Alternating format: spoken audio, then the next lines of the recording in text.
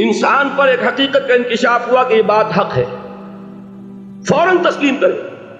کسی مصلحت کی وجہ سے، کسی بزدلی کی وجہ سے، کسی لالچ کی وجہ سے، کسی اپنی سیادت یا قیادت کی وجہ سے کیسے مان لوں؟ لوگ کہیں گے کہ یہ نیچے ہو گیا، وہ اونچا ہو گیا جس کی بات مانی.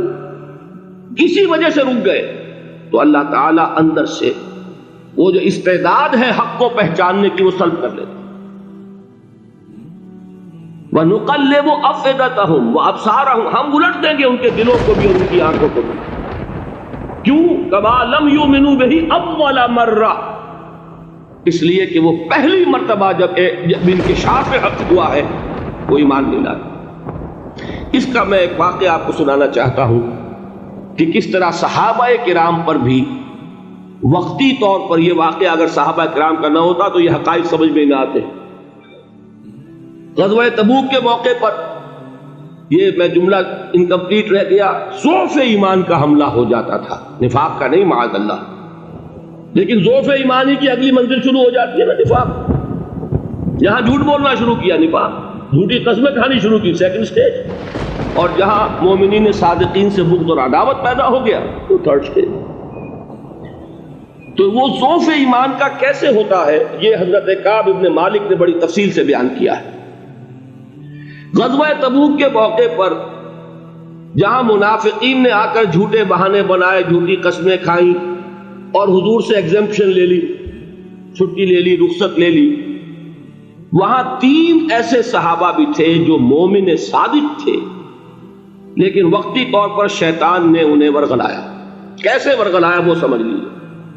کعب ابن مالک نے تفصیل سے بیان کیا ہے، اور میرے نزدیک یہ جہاں تک میرا مطالعہ ہے طویل ترین حدیث ہے، بخاری اور مسلم میں بھی موجود ہے. حضور جب واپس آئے ہیں اور اب آپ نے ایک ایک کو بلایا، جن لوگوں نے تو پہلے جھوٹی قسمیں کھا لی تھی ان کو تو بلانے کی ضرورت نہیں تھی، لیکن کچھ لوگ ایسے بھی تھے کہ جنہوں نے ایگزمپشن بھی نہیں لی تھی اور گئے بھی نہیں تھے.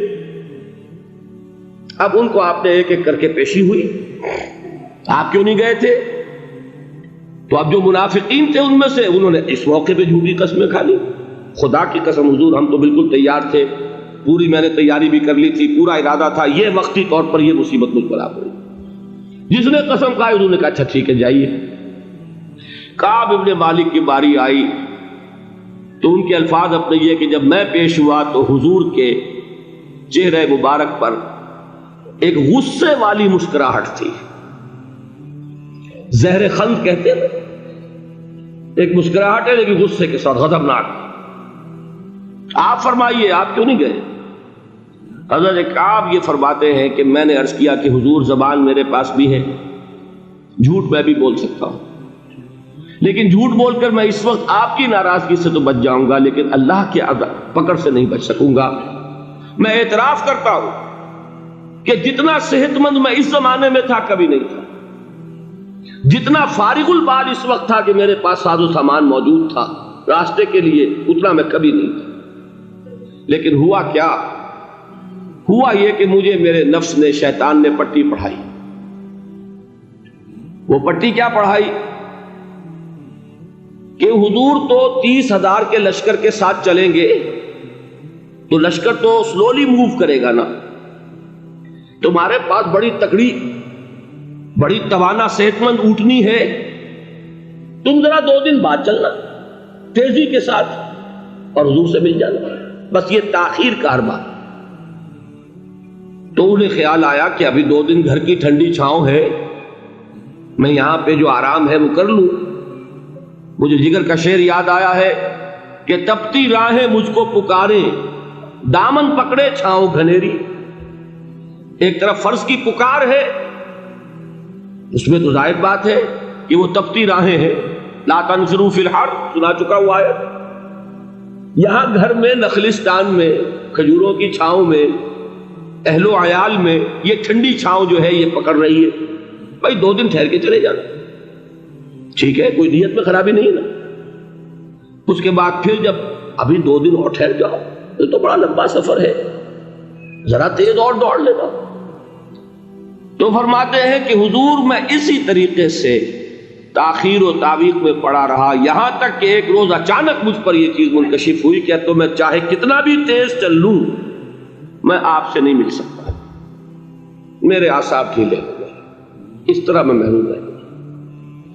حضور نے بائیکاٹ کا حکم دیا صحابہ کو، 3 صحابہ تھے ایسے، 2 اور تھے جنہوں نے اسی طریقے سے اعتراف کیا۔ حضور نے حکم دے دیا کوئی ان سے گفتگو نہ کرے، سوشل بائیکاٹ، بڑی سخت سزا تھی جو دی گئی ہے، اس کی بڑی تفاصیل ہیں، اللہ تعالیٰ شوق دے تو وہ حدیث پوری پڑھیے، میں نے تو 2 جمعوں میں ایک مرتبہ صرف اس ایک حدیث کو بیان کیا تھا، شاید کئی کیسٹس ہوں میرے ہاں، ہمارے نمبر کوئی مجھے یاد نہیں ہے، لیکن یہ بڑی عجیب حدیث ہے۔ لیکن اس میں جو اصل سبق ہے وہ کیا ہے؟ اس طریقے سے شیطان لے تو لال، تاخیر، تعویق، ابھی کیا جلدی ہے، ذرا اس کام سے فارغ ہو لو، ذرا پھر تلافی کر لینا، ذرا زیادہ زور سے کام کر لینا، یہ وہ چیز ہے کہ جو وہ تو خیر صحابی تھے بچ گئے، اگر وہاں جھوٹی قسم بھی کھا دیتے تو گئے تھے۔ یہ تو اتنا ہی ہے نا، مردی و نامردی قدم فاصلہ دارت، اس میں تو یہی ہے کہ ذرا ایک جھوٹی قسم کھا دیتے، جھوٹے بہانہ بنا دیتے تو اب ضعف ایمان نہ رہتا، وہ نفاق کی سرد شروع ہو جاتی۔ وہ اللہ تعالیٰ نے ان کو بچایا۔